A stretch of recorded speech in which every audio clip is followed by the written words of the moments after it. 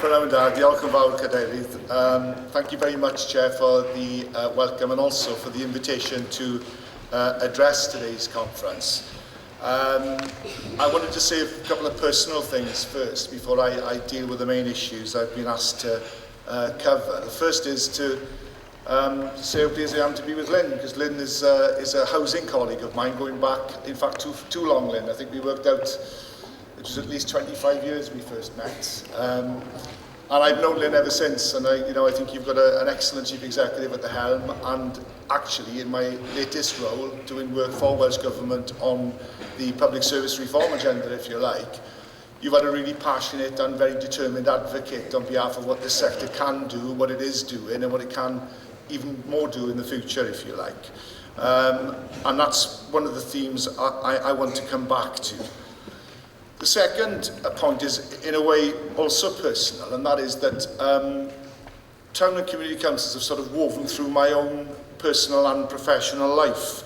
A long time ago, I've never actually stood as a councillor, but I've been an agent at local elections for at least, I would have thought, well over 20 town councillors in my instances in Llanelli, going back a long while now. But also my professional life has been touched by town and community councillors really throughout. In my last role at the Chartered Institute of Housing, we quite often we administered the Tenant Empowerment Grant Programme for Welsh Government, and so many of the applications came through were actually driven by town councillors working with local communities to try and get have a say in ways that they weren't able to previously. Currently, in my independent role, if you like, having left the Chartered Institute of Housing, I've just finished a piece of work with Monmouthshire County Council, which involved talking to Megarundi, Chepstow, Monmouth, Abergavenny, Caldicot, and various other town councils who are really playing a major role in reshaping community governance in Monmouthshire. And I would urge you to talk to your colleagues from Monmouthshire about some of the very exciting things that are happening in that area. My work with TPAS, Tenant Participation Advisory Service, again, huge amount of involvement of local community councillors. Whatever a tenants association try to get his voice heard, you could be pretty sure that town councillors, community councillors weren't far from the scene, and in fact quite often will be leading a lot of those discussions. But perhaps more than anything else, when I was first started out in the trade union movement, and I was employed in Llangennych in the Royal Naval Stores Depot in Llangennych, we were facing a closure, and we decided to form a workers' co-op. And the very first organisation that stepped up to help us, I'm really glad to see Councillor Gwyn Hopkins here today, the very first organisation that stepped up to not just give us moral support, but give us financial support, was Llangennych Community Council. And it's also pleasing to see colleagues who I know from the Gwendraeth Valley and Llanelli here today. So, I don't need any lessons from anybody outside of this hall, certainly, about how important town and community councils not only have been, but will increasingly be in the future. Today, really, I wanted to just cover a few things. I wanted to perhaps share with you a little photograph, if it works. This actually harks back to my Llangennych days. I've still got quite a lot of hair, but you'll notice the face is quite a lot younger in this photograph. But essentially that was about local people doing things when the odds were overwhelmingly stacked against them. We were told by central government at that time that we were going to close the loss of 650 jobs. We formed an action committee, we enrolled the support of local councils, and although we didn't successfully see off all those redundancies, we were able to win the fight to preserve jobs on that site for an awful long period of time. And even now today, there are a lot of jobs on that site that I truly believe would not be there today had it not been for community activism, for people saying we're not prepared to accept this, but more importantly, we've got ideas about how to do things in its place. And the work that I was asked to do for Leighton Andrews really sort of brought me back to thinking about those days, really, because what this sector, your sector, town and community councils, local councils, what it sort of embodies really is not we can't do anything, but we can do things to actually address the most severe and the most testing challenges that we face. And in a way, although it's absolutely the case that we're facing greater problems now perhaps than certainly I can remember, and probably a lot of the people in the room can remember, we've never been a problem-free society, and in fact we wouldn't need local activists if everything was rosy and everything was working. Actually what you do is take up the challenges and try to find solutions on a day-to-day basis. I wanted to just briefly say about some of the challenges that we face. One of the jobs in drawing up the Feeling Mutual report that I had to do was to go around to talk to local authority, primary level leaders, if you like, in Wales, as well as talking to Lynn and colleagues in the town and community council sector. And I didn't manage to see everyone, but I saw the vast majority of leaders during the course of the project. And every one of them had this version of what they call the graph of doom. They didn't always call it the graph of doom, but every council has got it, and indeed Welsh Government has got it, and that is that demand for services is going like that, and the money to actually support those services is going like that. So, there's no failure to recognise the scale of the issues and the problems that we're facing. And it's not a party political point, it's where we are. And in fact, if you look at the issue around austerity, it's quite interesting. I've got my own views, I've got my own political views, like everybody in the room, I'm sure. But actually, it's not the political point, because both major parties went into the last election promising degrees of austerity. You could argue that one party was saying it would be austerity light, but both of them agreed on what the priorities were likely to be in terms of spending. And sad to say, local authorities, local councils weren't anywhere to be seen on those agendas. So whoever had got in May, we were looking at decreased funding, more pressure on local services, and more expectations that people would be facing up to the challenges through things that they were able to do at a town and community council level. Fundamental message, I think I've heard the Minister speak a number of times, is that inevitably we'll talk about boundaries. I'm from Llanelli, I remember, the old David, I remember going into Carmarthenshire. Everybody's got their own view of what it's like to live in their community and what the natural boundaries are within that community, if you like. But at the end of the day, boundaries change. They will change. I've got a fly attacking me for some reason. Boundaries will change, but actually transformation is here to stay. And I'm not being trite when I say that. I think the standing still option has gone forever. We have to find new ways of delivering services that are actually based on some fundamental principles. And fundamental to the fundamentals, if you like, is local accountability and local control. So in many ways, what's happening is that the agenda is moving on to your ground, rather than you having to move on to its ground, if you like. I take Jonathan's point absolutely. Like a lot of communities, we're not very good sometimes at shouting out what we actually are doing. But in some ways, I think the tide is turning, and in a way, you are going to be much more important going forward in terms of sorting out some of these difficulties that we're facing. But it's not just about a negative case for why we should be doing these things, because I genuinely believe, my work with Tenant Participation Advisory Service reinforced this, that you actually get better services the more local they are, the more you listen to people, the more you use them and utilise them in the design of things, in the monitoring of how things are going, and then bringing improvements in to make sure that you don't stand still. So it's not like a soft option. It's not the option that we're going to try because we've tried everything else and it hasn't worked. Actually, there's a very positive reason why we should be doing more at a community level, why we should be empowering town and community councils to take on that agenda with gusto. And Leighton mentioned that we've come up with this term alternative delivery models. I don't want to go down in my small role in this as somebody who invented a new piece of jargon. So the first thing I would say is it wasn't my idea to call them alternative delivery models. But in a way, there is a problem in what we mean when we say, how are we going to change public services? What I'm finding is, and this is not universal, but most people are saying, okay, if the public sector can't provide the service, we don't particularly want to see it privatised, although there are instances where the private sector is playing a role.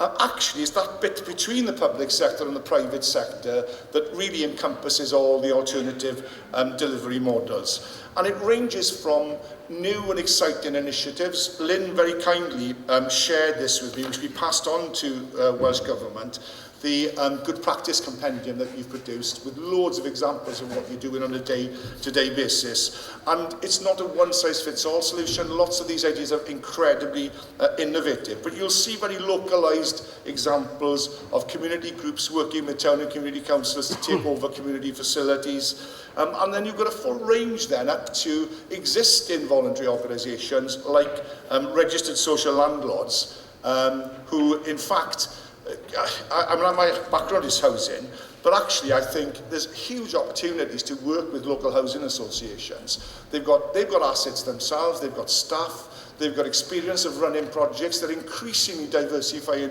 out of housing into all sorts of community initiatives. They'll support credit unions, community facilities. I think there's a real opportunity for this sector to work more closely with the housing association sector and grapple with some of these problems, but as importantly, come up with very innovative solutions.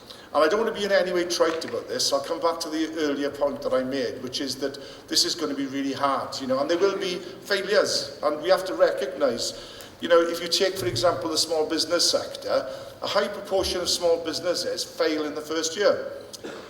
We have to recognise that community initiatives aren't immune to that sort of law. There will be times when, no matter how much effort people put in, we will still have failures. My key message on that would be that we still have to be prepared to take risks, and that if we do fail, we need to learn from that failure and fail forward. So in fact, what we should be doing is making sure that we learn the lessons so that when we do it next time, we do it better and we make sure that we don't fail in the future. So from my perspective, there is a genuine opportunity here for Wales to be at the forefront of something quite important. My view is that we've got a developing narrative in Wales that is very distinct, particularly from the UK government. And I don't want to get all, you know, nostalgic about it, because actually this is about forward-looking as much as it is about looking backwards. But it seems to me that we've got a real alignment between people who want to do things positively, who are not just concerned about the bottom line outcomes, if you like, in terms of finances, but this idea that we're also interested in delivering social, economic and environmental value and making sure that we actually benefit the citizens and increase the way in which communities are able to deal with things that they're confronted with. So from my point of view, the town and community council sector has got a pivotal role to play in that. Over 700 strong. Leighton mentioned this adaptive leadership concept. Well, to be honest with you, you know, you are adaptive leaders. That's what you do. You take local issues, you involve local people, and you find local solutions. The innovation that you're involved in is immense. There is a real problem in public service reform, and in a way you are the only sector that's got, well, you're not the only sector, but you are a key element in addressing that problem. And again, Jonathan mentioned it, it's the democratic deficit. You know, we want communities to come up with initiatives and ideas, but we have to anchor them in local accountability, not as a break, not as telling people why things can't be done, but actually making sure that the interests of the community are not just looked after initially, but on an ongoing basis. So from my perspective, there are probably a number of challenges that we need to face. The first is we've got to make the best out of all our resources. And again, it may sound a little bit trite, but we're not just talking about money here. I notice in the lobbying document, which I again commend you, you know, excellent manifesto, costs out the impact that your voluntary effort has on week in, week out, you know, as a minimum 30-odd million pounds per year. Voluntary effort goes into the communities that you work in. You also spend significantly more than that in terms of the resources at your disposal. So it's human resources and it's financial resources. And sometimes we're not talking huge resources. I came across a number of good examples of where town and community councils put in relatively small amounts of money, a bit like Llangennech Community Council did back in the 1980s to help us get through the early stages and move forward. Small amounts of money can be really, really important in getting things off the ground and giving that confidence to people that they've got the support locally. So the democratic deficit is fundamental in this. You need to make sure, I think, that all these initiatives are very anchored in local accountability. We're developing the second phase of the project I'm doing, which goes on until about Christmas, is helping to develop what we're calling a framework to make this happen. Not overnight, but to get things moving. And it's based on building effective partnerships beyond what we've currently got with a number of key sectors. And surprise, surprise, town and community councils is one of those 5 sectors, very high up on the list of those sectors. We're going to be next week, in fact, having a workshop which the Minister's going to attend, looking at some of the principles that we might agree on how Welsh Government, local government, town and community councils can work together. And we're also going to look at, again, I'd commend Lynn on this, because, you know, I think I probably pinched it from him, I'm not sure, but he's got the asks and offers of the sector, and that's exactly what we want to do. We want to say the sector will offer this, but actually then we expect government to do that. And there's a number of detailed things in there that I think will form the basis of some very serious negotiations going forward. From my perspective, Wales is a great opportunity. We have a tradition of innovation. It's really interesting, actually, that sometimes we think that we're not a very innovative country. Well, I would say we're forging out a new form of governance in Wales, which Jeremy Beecham called excellence in small country governance. And we are beginning to get a much more mature approach to that, in my opinion, rather than perhaps just some knee-jerk stuff we did initially. We're beginning to take serious problems very seriously indeed. But more importantly, we're fashioning Welsh solutions to those problems. But of course, we have got a tradition to draw on. The Industrial Revolution, the hotbed of the Industrial Revolution was the South Wales valleys. The democratisation movement through Chartism, the fulcrum of that was Newport and the surrounding areas. And of course, the NHS was very much the brainchild, not just of Aneurin Bevan. I know we've got people from Tredegar Town Council. I hope you never get fed up of hearing Aneurin Bevan's name and the credit that we all owe him for the monument that still is the NHS.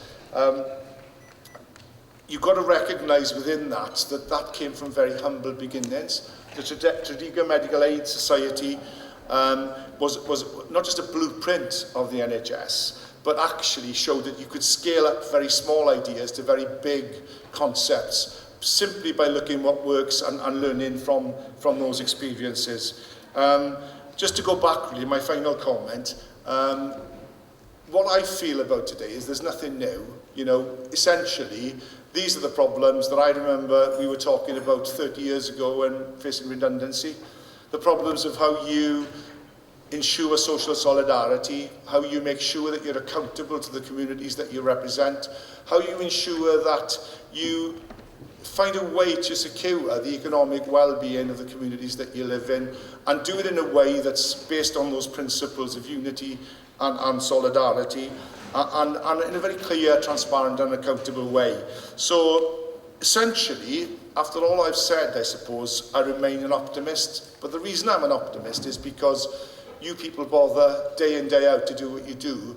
You come here on a Saturday morning and not in any way being trite about the problems and the issues and the difficulties and the tensions between this sector and government, and between this sector and the primary authorities as well. There's going to be all sorts of difficulties on the road that we're following at the moment, but the point is you still turn out, you still do it, and that essentially, I think, is the only way we're going to crack some of these very difficult problems that we're facing. Thank you. Good morning. Councillor John Prosser, Abergavenny Town Council. The question is, how do you ensure the local accountability through the democratic process when you're evolving teams and issues around a particular town? I have We have to engage the voluntary sector. We have to get the enthusiasm going. There's lots of people with lots of ideas. There's businesses. There's all sorts of agencies. But at the end of the day, it is the town councillors who are the elected representatives, and they come through the ballot box. And I'm very nervous as we develop these things that we don't lose account of that, and that at the end of the day, they have the final say if it affects their community. I look forward to your comments. Yeah, thank you, John. Well, first off, I agree with you. I think it is a fundamental challenge. If you like, you've got the accountable democracy model, which is the sort of traditional and then you've got the participative democracy model, where you're trying to spread the burden, get people more involved and what have you, and how you reconcile those two things is a key challenge, absolutely. And if I'm honest, I don't think we've always got it right, if I'm truthful, but I think we have to. I think we have to make sure that we extend the influence and we extend the involvement of people. I mean, I don't think I've spoken to a town and community councillor who hasn't said, it's a shame we can't get more people involved. It's a shame we can't get people, you know, prepared to share the burden. You quite often go to communities, the work I've done with Monmouthshire would be a very good example.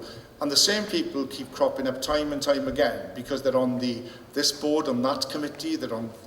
So, you know, it's in everybody's interest to extend that, but we have to root it in democratic accountability. My view is we need some sort of hybrid structure where there's a clear role for elected representatives, but we bring in other people into the tent, if you like. So every so often there's a clear line of accountability, well, an ongoing line of accountability, but the town community councillors, the local authority members are there to make sure that the democratic interests. My own background is housing, and we did this in the stock transfer process by setting up boards. And I'm not suggesting this is a model, but I'm saying this is how it was done in housing. When local authorities supported the transfer of stock, if tenants voted for it in the ballot, the boards that were set up had a third councillors, a third tenants, and a third independents, as they call them, drawn from the community.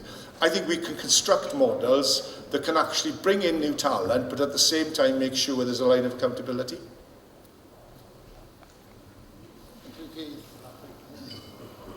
Rhywun arall, up at the top. Andrew Howell, Llandyssil Community Council. You mentioned failure. Small businesses, a lot of them have failed in the first year. If it's an unemployed plumber who's set up on his own, that sort of thing, the impact of failure is limited. Yeah. It's him, it's his family. If it's a community enterprise, the impact is that much wider. How do we pick up the pieces? 100% again, you know, it's a fundamental challenge.